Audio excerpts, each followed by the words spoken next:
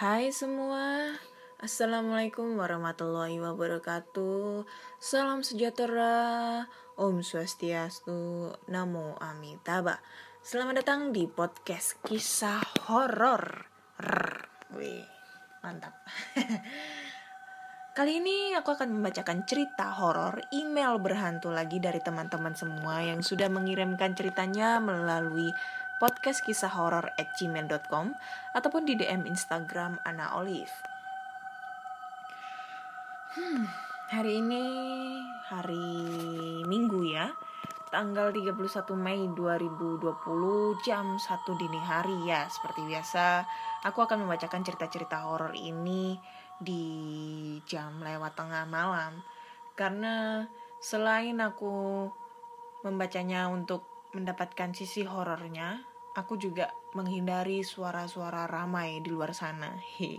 Karena kamarku tuh belum kedap suara guys. Jadi ya kalau misalnya aku ngerekord ini cerita horor, terus abis itu banyak suara motor lewat, banyak suara burung bercicit cuit, banyak suara tetangga lagi gibah, kan ya nggak asik banget gitu loh.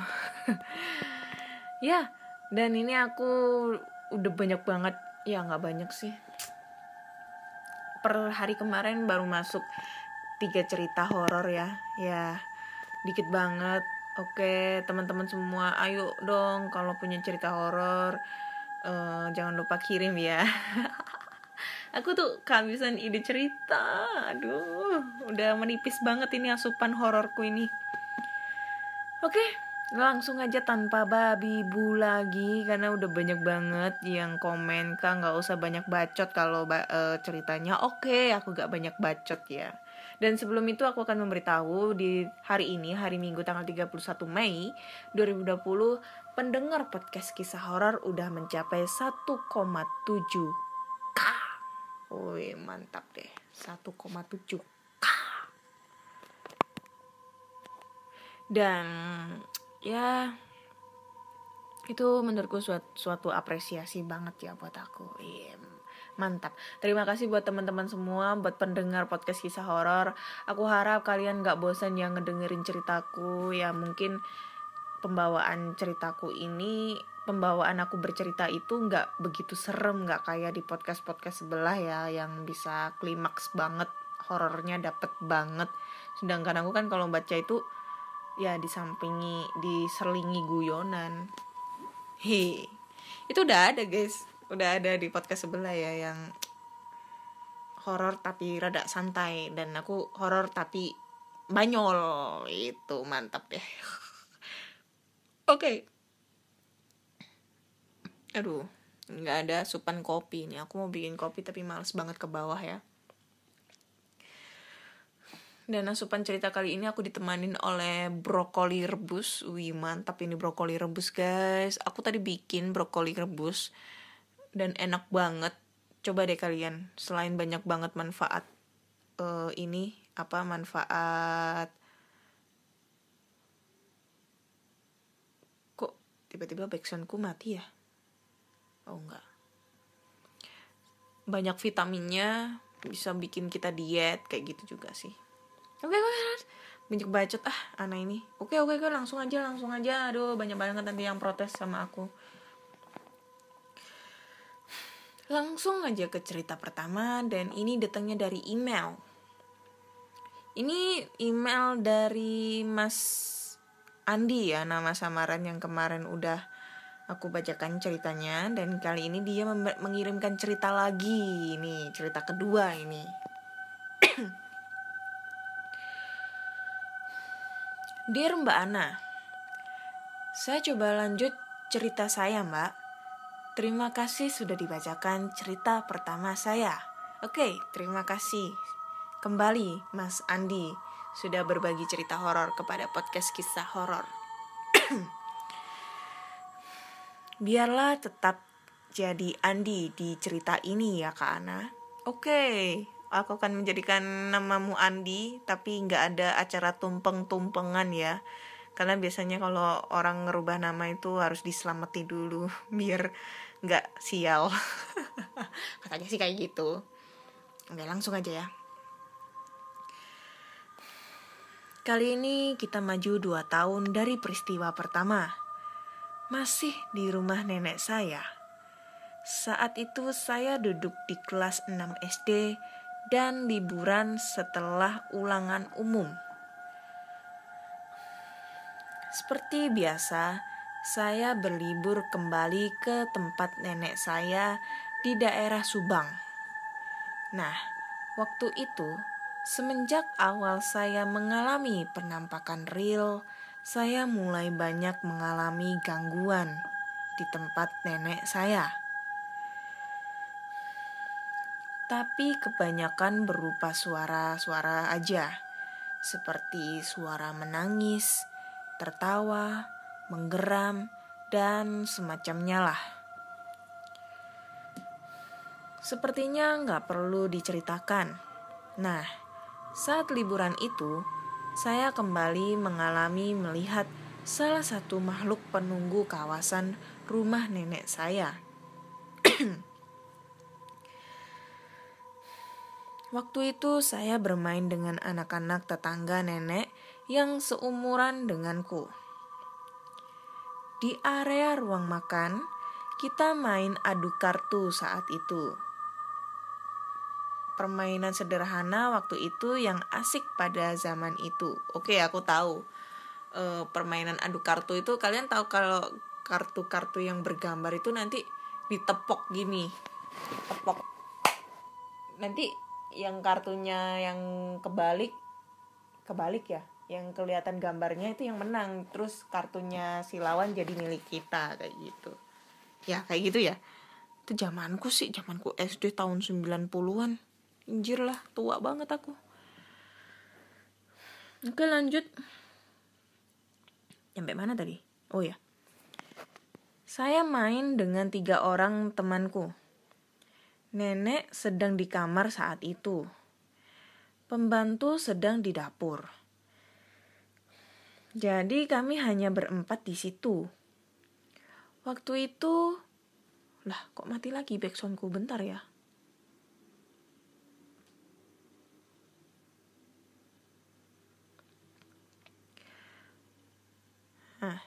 Mati tadi guys, mohon maaf. Waktu itu, waktu setelah sholat isya, sekitar jam 8-an malam lah. Posisi kami bermain itu di ruang makan.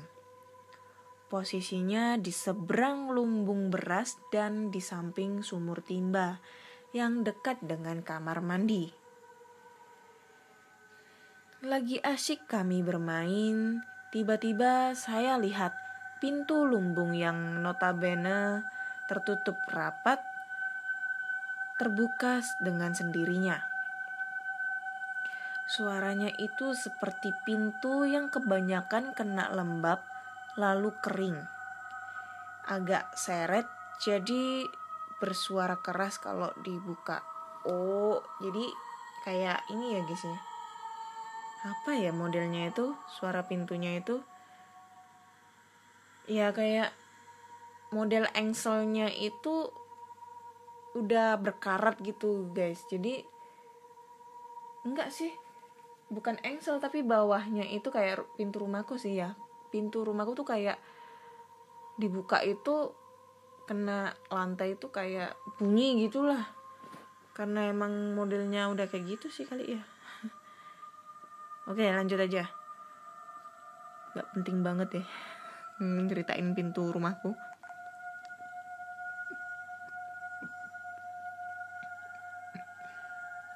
Oke, lanjut. Sepertinya sih teman-teman saya nggak dengar.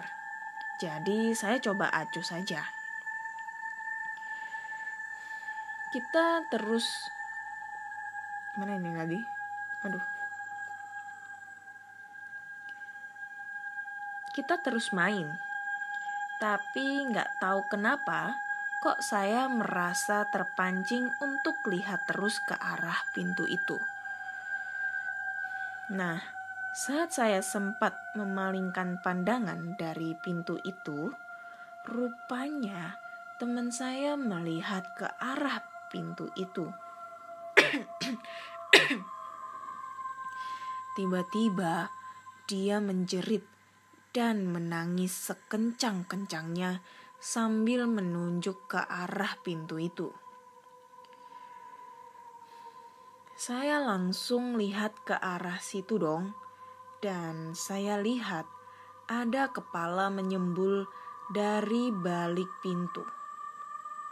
Saya gak pernah lupa wajahnya, karena memang cuma itu yang saya lihat. Gambarannya itu dia laki-laki, setengah baya, berambut gondrong, beruban, pakai iket semacam blangkon tapi versi Sunda. Matanya melotot tapi sambil menyeringai. Aduh anjir, kenapa sih mas ceritamu itu serem banget sih mas? Aduh aku gak bisa ngebayangin ya mukanya kayak gimana. Secara ini aku ceritanya ini tengah malam guys. Jam berapa ini? Udah jam 1:10. Jadi ya gitulah. Kayak pendekar gitu ya. Kayak orang ya model pendekar gitu ya, pakai ikat kepala, tapi matanya melotot terus menyeringai. Udah gitu nanti ada taringnya lagi, kan serem itu. Anjir lah, aduh. Dan posisi kepalanya itu di ujung sudut pintu yang paling atas. Berarti kalau diskalakan, tinggi badannya lebih dari 2 meter. Anjir lah, tinggi banget tuh. Kayak genderuwo guys. Memang saya gak lihat bagian badannya sih. Hanya kepalanya saja yang mau nyembul. Oke, dia berarti kepalanya itu menyembul ke lubang-lubang pintu kayaknya ya. Tanpa suara, hanya menyeringai sambil memperhatikan kami. Anehnya, kami saat itu gak bisa lari atau minimal tutup mata.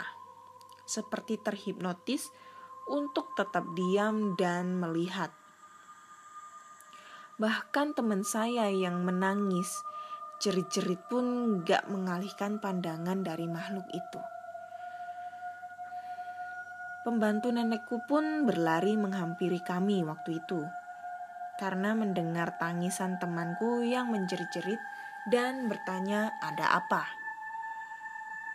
Tergagap-gagap, saya pun menunjuk ke sosok itu sambil kasih tahu. Itu ada kakek-kakek. Tapi anehnya pembantu nenekku gak bisa lihat sosok itu. Tapi mungkin beliau juga sudah mengerti. Jadi saat beliau mendekati pintu lumbung sambil baca-baca surat Al-Quran, kepala itu masuk lagi pelan-pelan ke lumbung sambil tetap melotot dan menyeringai.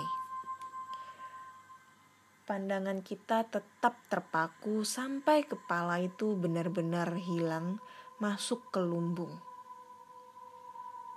Lumbung itu kayak gimana ya guys? Aku agak belum ngerti. Lumbung padi. Kayak gentong gitu atau kayak gimana ya? Aku nggak ngerti deh. Mungkin kalian tahu kali ya lumbung padi.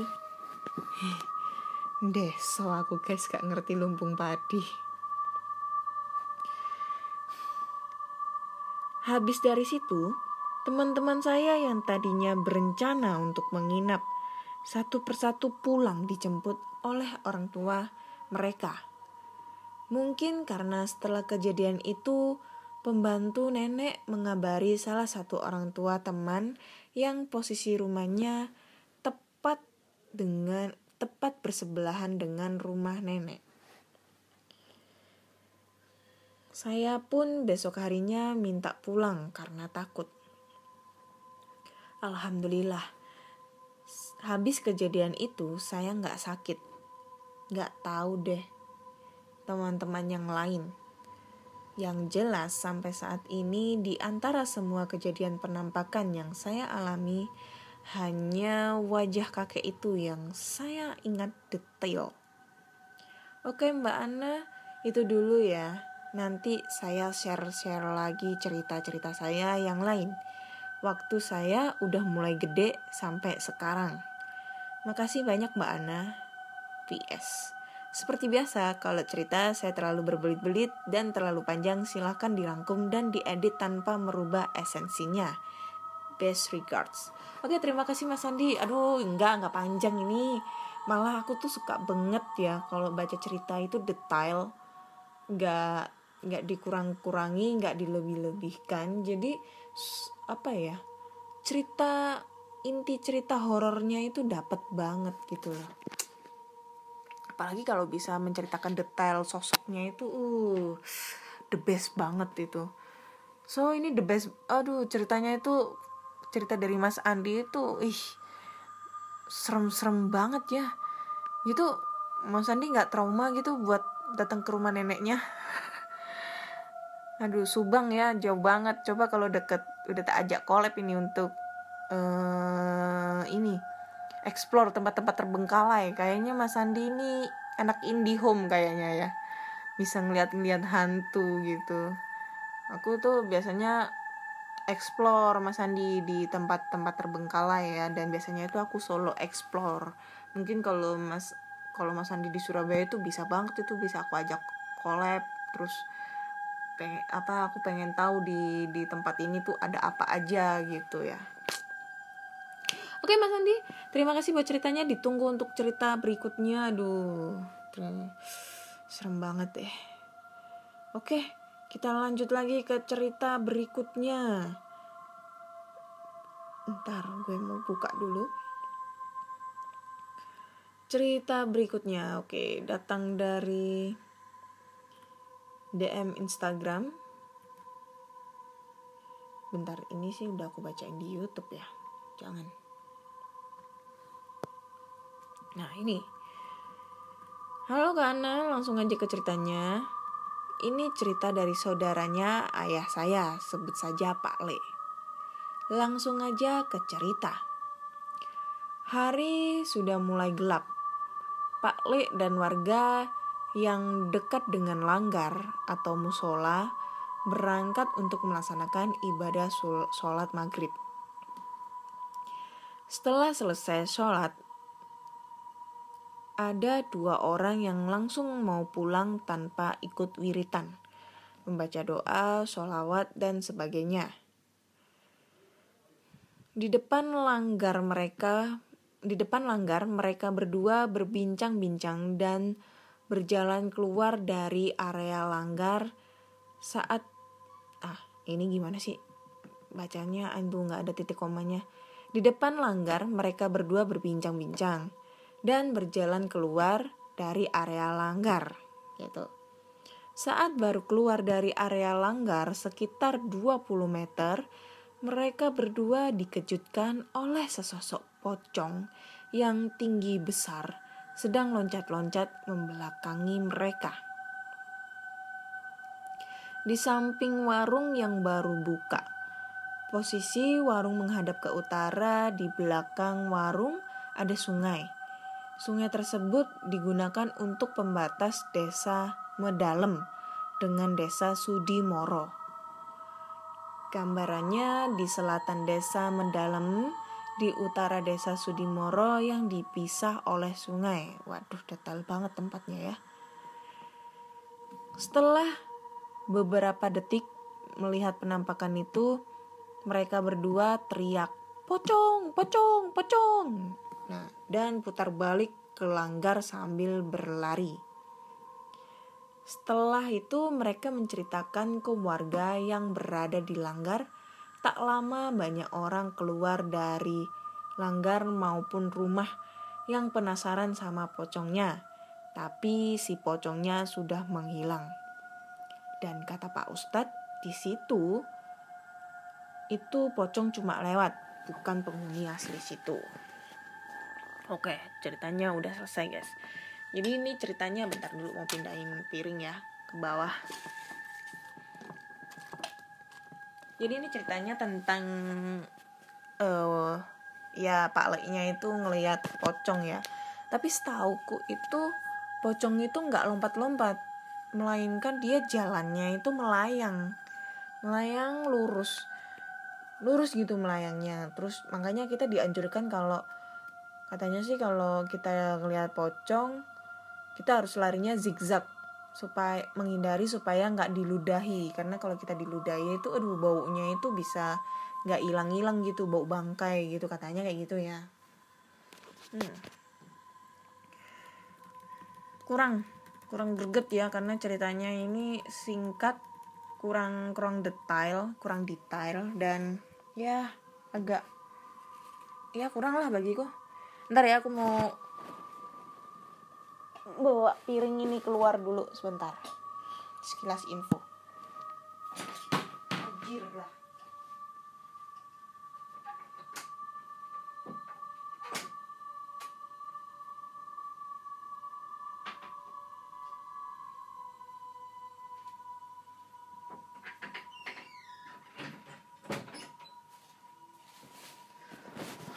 Cucian piringku banyak banget nih. Oke, lanjut lagi ke cerita terakhir. Cerita terakhir.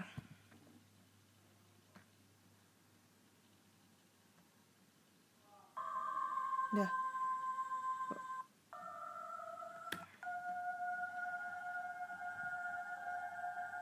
Backsoundnya aneh. Oke, cerita terakhir datang dari email lagi. Langsung aja ke ceritanya.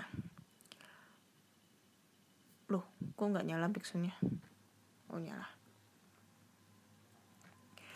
Pengalaman horor ini aku alami sewaktu aku kelas 2 SMA. Karena apa ini? Ya, cerita kali ini sewaktu rumah kosong yang jaraknya hanya selisih satu rumah dari rumahku itu direnovasi biar bagusan dikit, karena itu rumah sudah ditinggalin yang punya sejak aku TK. Aku ingat itu. Kebayangkan gimana bobroknya itu rumah. Isu-isunya itu rumah angker, dan dari pengalaman beberapa orang daerah situ yang pernah lewat, sering lihat ada cewek di depan rumah itu, dan malah pernah ada yang lihat sosok Mas Genderuwo di rumah itu. Juga makhluk besar di lapangan kosong samping rumah tersebut. Nah, sewaktu direnovasi, entah kenapa hawa di rumahku jadi panas, gak adem, kadang adem-adem merinding gitu. Dan sering banget ada suara gaduh di dapur rumah, atau kucingku yang selalu berisik dan terlihat seperti terancam gitu. Tahu kan kalau kucing mau berantem gimana, atau ada hal yang membuatnya terancam, bulunya berdiri semua. Gak tahu karena aku gak suka kucing kali ya. Aku sekeluarga sih gak terlalu peduli karena pada sibuk semua sih. Sampai pada titik di mana kita sekeluarga merasa terganggu. Kejadiannya selalu saat malam hari. Kayak mamaku yang tiba-tiba merinding saat di ruang tamu sendiri. Padahal mamaku gak pernah merinding selama tinggal di sini. Pintu ada yang ngetuk, dan aku sama mama nggak peduli.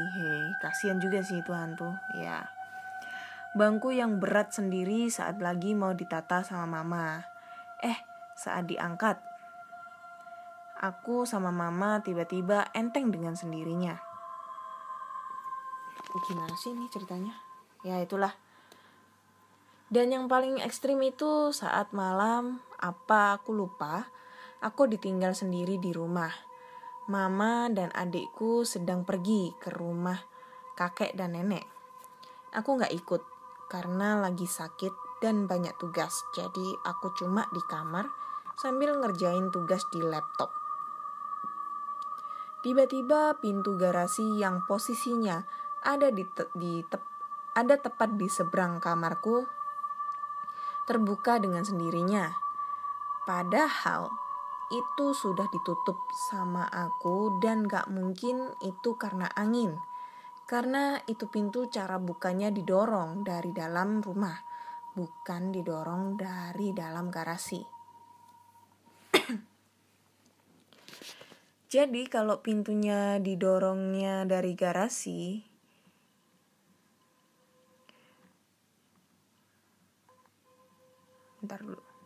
Jadi kalau pintunya didorongnya dari garasi, mungkin saja terjadi karena garasiku modelnya besi ukir yang pasti angin akan masuk dan pintu buka sendiri. Itu masuk akal. Tapi kalau pintunya model didorongnya lewat dalam rumah yang gak ada angin besar masuk, itu gak mungkin kedorong, apalagi sudah ditutup rapat. Ceklek kriat, begitulah suaranya, pelan dan mengerikan menurutku. Aku yang pertama fokus ke laptop jadi teralihkan ke sumber suara dan langsung antara merinding sama bingung. Kok pintu bisa buka sendiri padahal sudah ditutup rapat. Akhirnya aku menghampiri itu pintu dan menutupnya lagi sambil bilang, kalau buka bila assalamualaikum dong, rumah orang nih, jangan ngagetin ya. Ya mana tahu cuk, setan ngomong assalamualaikum. Aduh bablas kan aku ngomong kotor. Aduh, aku greget sama ceritanya ini, apa ya, terlalu bertele-tele jadinya horornya kurang dapet nih. Oke, lanjut ya. Karena kebiasaanku juga sih kalau mereka ngagetin malah aku saja ngomong. Nah, kan bingung kan aku. Kemudian aku balik ke kamar, keadaan pintu kamar tetap aku buka seperti tadi. Tiba-tiba itu pintu kebuka lagi dan merindinglah aku. Aku beku di tempat. Aku duduk dan berusaha untuk tenang sampai lengkingan ketawa Mbak Kunti terdengar. Seketika aku langsung menghubungi temanku lewat BBM untuk menemaniku di rumah. 20 menit dia sampai di rumahku dan menemaniku sampai ibu dan adikku pulang. Gangguan itu masih berlanjut ternyata guys. Saat itu aku terbangun setengah sadar karena merasakan sakit di kakiku. Saat itu mataku gak jelas melihat karena namanya juga setengah sadar dari tidur. Jadi yang kulihat itu seperti ada sosok hitam gak jelas sih. Tapi yang jelas itu, anjir lah ini ceritanya gak ada titik komanya, bener sumpah. Aku bingung, jadi langsung los, gak rewel gitu bacanya. Gak jelas sih, tapi yang jelas itu aku lihat kaki kananku sudah dalam posisi lurus ke atas dan posisi telapak kakiku sudah menghadap ke kiri dan itu lurus ke kiri ya. Jadi bayangin sakitnya. Aduh, aku gak bisa bayangin mas, purane ya. Saat sadar di pikiranku itu ulah makhluk tak kasat mata. Akhirnya aku berdoa dalam hati dan akhirnya waktu aku sadar kakiku sudah berada di posisi normal lagi. Aku pun terbangun dan ingin menuju ke dapur untuk minum. Tapi kaki kananku itu sakit sekali. Sampai gak bisa untuk dibuat jalan. Kalau itu mimpi gak mungkin sakitnya sampai 2 hari. Mamaku juga mengalami ketindihan. Adik perempuanku katanya mimpi gak enak. Akhirnya mamaku menanyakan pada temannya yang indigo. Mantap lah indigo temennya. Dan katanya itu efek rumah kosong di dekat rumahku yang sedang direnovasi. Mereka merasa terganggu dengan adanya para tukang bangunan yang menginap di situ. Akhirnya mereka kayak ngungsi dan mengganggu di rumahku. Aku langsung merinding bercampur sebal sih, sudah buat kakiku sakit. Numpang tapi kok gak sopan gitu. Aduh. Selesai guys ceritanya. Jadi ini cerita yang terakhir ini membuat aku agak sebal juga ya dengan kamu. Karena ceritanya ini, aduh, tolong banget. ini tuh bener ada koma, ada titik, tapi tidak sesuai dengan tempatnya gitu guys. Jadi intonasi bacanya itu kayak kurang pas. Bahasa Indonesiamu waktu sekolah itu dapat berapa? Aduh. Mohon maaf lu ya kalau aku agak, mohon maaf banget kalau mungkin agak menyinggung, tapi bener nih guys. Enggak apa ya? Aduh. Udah gitulah pokoknya. Oke. Terima kasih sudah sudah pantengin cerita horor kali ini, mendengarkan cerita horor kali di episode 16 ini. Dan dari cerita 1 2 3 ya menurutku yang paling best regards banget itu, paling the best banget itu masih ceritanya Mas Andi ya. Untuk cerita 2 ya lumayan, untuk cerita ketiga aku nggak bisa ngambil ya, nggak bisa membayangkan ceritanya atau nggak bisa memerankan waktu aku menjadi Mas ini di saat diganggu setannya itu ya, karena ceritanya yang amburadul, kata-katanya nggak ngerti. So bagi kalian yang punya cerita-cerita horor, kalian bisa langsung aja kirim ceritanya melalui podcastkisahhoror@gmail.com, podcastkisahhoror@gmail.com, ataupun di DM Instagram Anna Olive. Dan jika kalian pengen cerita-cerita horor yang lainnya ataupun pengen lihat videoku, video-video explore, tapi untuk sementara sih aku nggak bikin video explore dulu ya, karena lagi pandemik dan PSBB di kota Surabaya, yang ya kalian tahu Surabaya sekarang adalah peringkat pertama untuk penyebaran virus COVID-19 ini. Jadinya aku memasukkan video cerita-cerita horor dulu. Jadi kalian bisa langsung aja pantengin, mampir ke channel YouTube aku namanya Anna Olive. Jangan lupa subscribe, like, komen, dan share. Terima kasih untuk semuanya. Nantikan cerita-cerita horor di episode berikutnya. Sampai jumpa.